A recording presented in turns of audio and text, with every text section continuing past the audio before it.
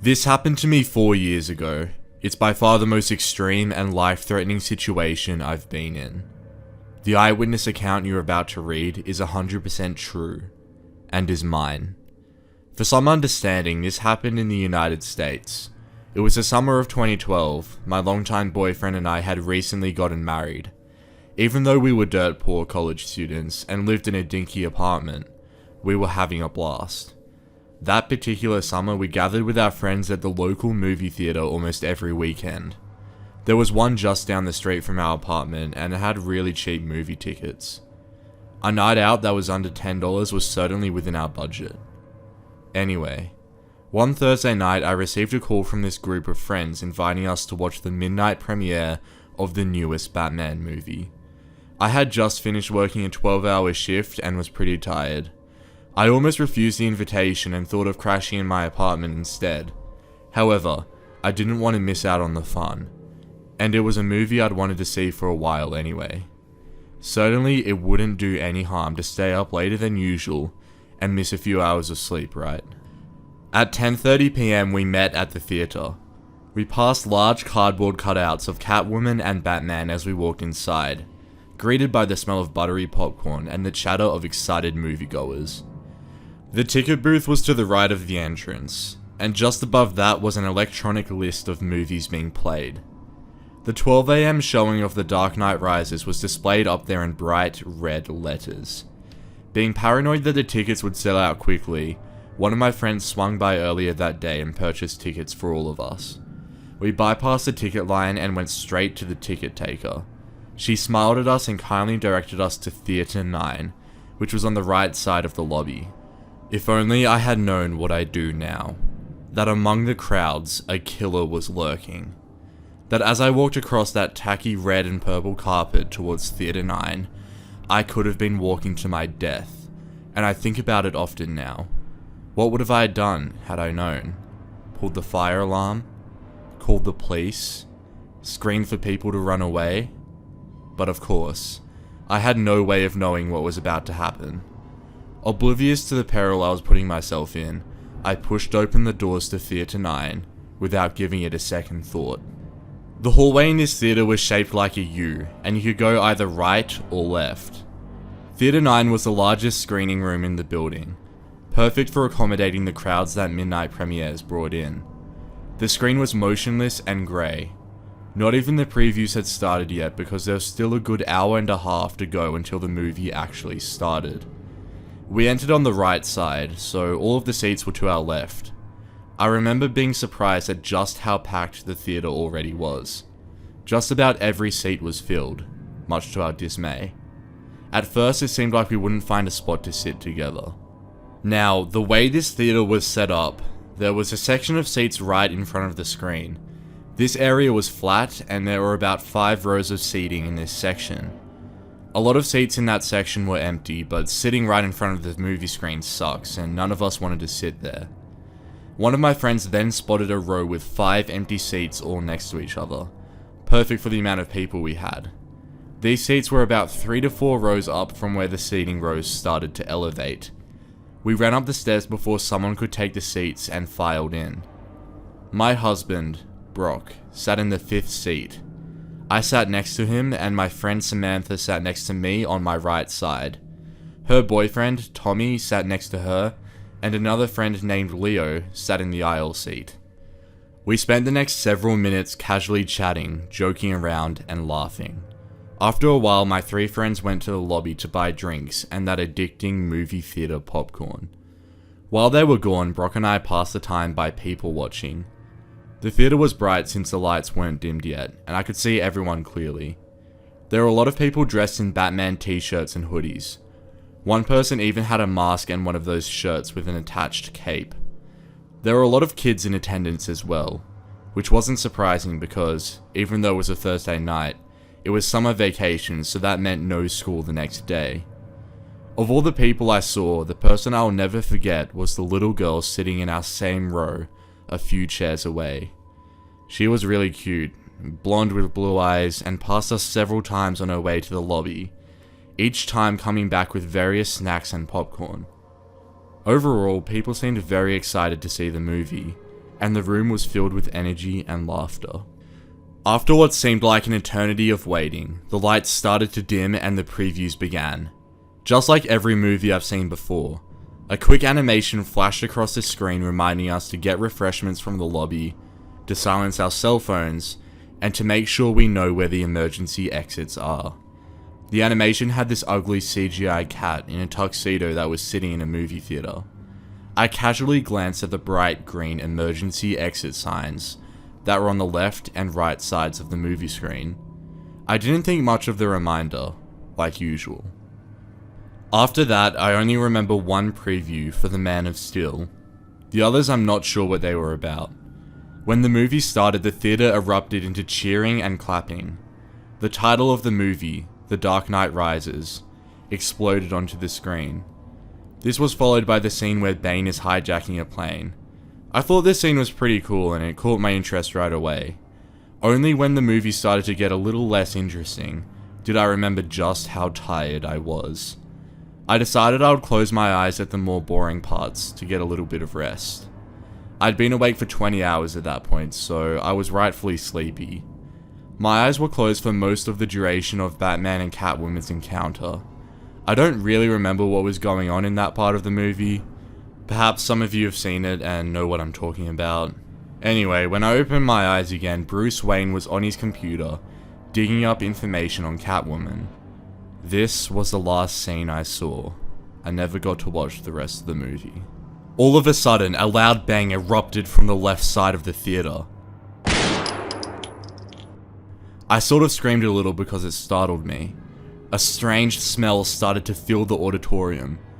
It was like a smell of a firework, so I thought it was a cherry bomb or something similar.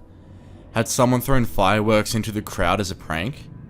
Then, down near the right side of the movie screen, a dark silhouette of a person caught my attention. They were just a black frame against the bright movie screen. A series of flashing lights were coming from this person. It was a weird moment where time literally slowed down and everything went strangely quiet. I was completely frozen, unable to move, and really unable to think at all. It was like my brain had stopped working entirely. Brock caught on immediately to what was happening and he grabbed me. He pulled me to the ground and lay on top of me, shielding me with his own body. At this point, time and sound returned to me. I could hear the gunshots ringing out across the theater.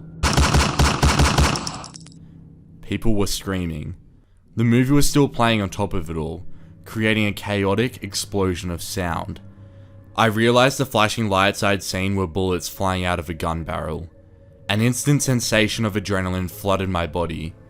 There was absolutely nothing I could do except lay there and hope to God that the bullets I heard ripping through the seats and walls wouldn't go through me too. At one point, shrapnel hit my head, cutting off a good chunk of my hair, and as I reached for the spot to make sure it wasn't bleeding, hot pieces of metal fell into my hand. I was lying face up, so I could see everything that was happening. The lights from a still playing movie danced across the ceiling and walls. My friends were on the floor with me. Our unfinished bucket of popcorn was spilled all across the floor. Leo had his legs sticking out into the aisle because there wasn't room for him to hide completely behind the seats. At some point, Samantha's water bottle, which had been in the cup holder between our seats, exploded. Water splashed all over my face. The smell of gun smoke was overwhelming. Riot-grade tear gas made me cry and caused me to cough uncontrollably. There was another smell, too. The horrible metallic smell of blood that I'll never forget. I remember my lower body feeling wet all of a sudden. For some reason, I thought this came from the leaking water bottle. But I soon realized this wasn't the case. All of a sudden, things went strangely quiet. The bullets had stopped for some reason. Tommy shouted, "Let's get out of here!" We took advantage of the opportunity and made a run for it. We ran down the stairs, across the front of the screen, towards a bright green exit sign. We crammed into a small, closet-like space where the door was. It was so dark we had a hard time finding it. We were screaming and slamming on the walls to find the door, blinded by the tear gas and dumbfounded by shock. Then, finally, my hands felt the metal door handle and I pushed against it with all my strength. The door flew open and the light of a nearby streetlight flooded our eyes. We pushed against the door so hard that we all fell over onto the concrete.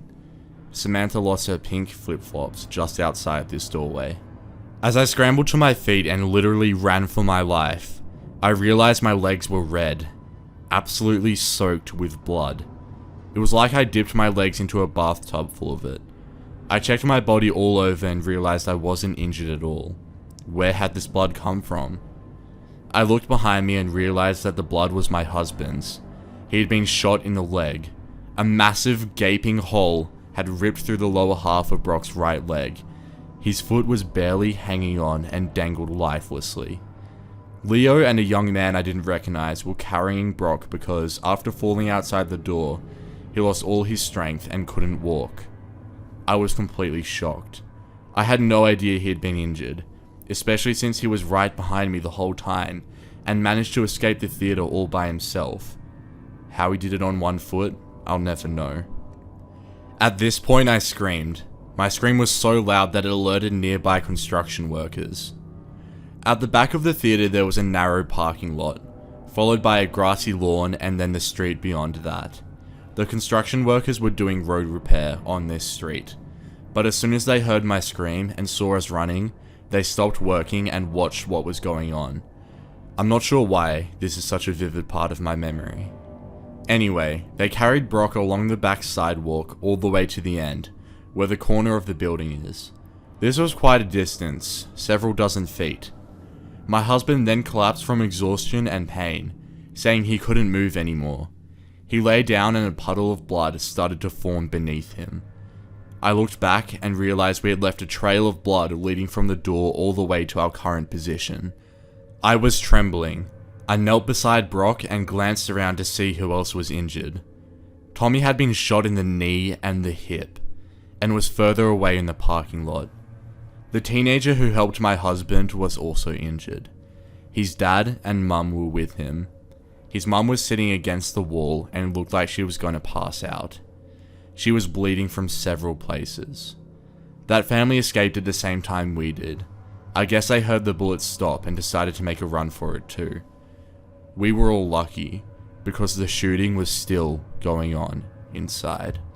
I had to take my shirt off and use it to stop the bleeding. I'll never forget how lifeless and limp his leg felt, and I imagine that's what a dead body must feel like. I got blood all over my hands and arms.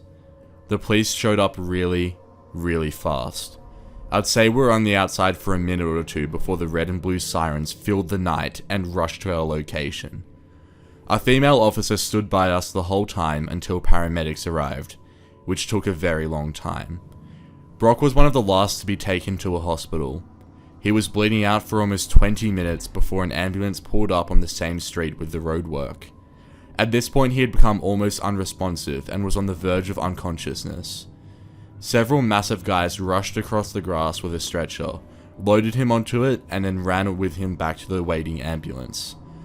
I wasn't able to go with him because there was another injured person in the ambulance, and it was too crowded. I wandered around to the front of the theater alone, unsure of where my friends had went. My blood-stained shirt and a pool of blood were left behind on the corner of that sidewalk. Walking through the crowds felt like a dream. I couldn't believe what just happened. People were in hysterics and crying.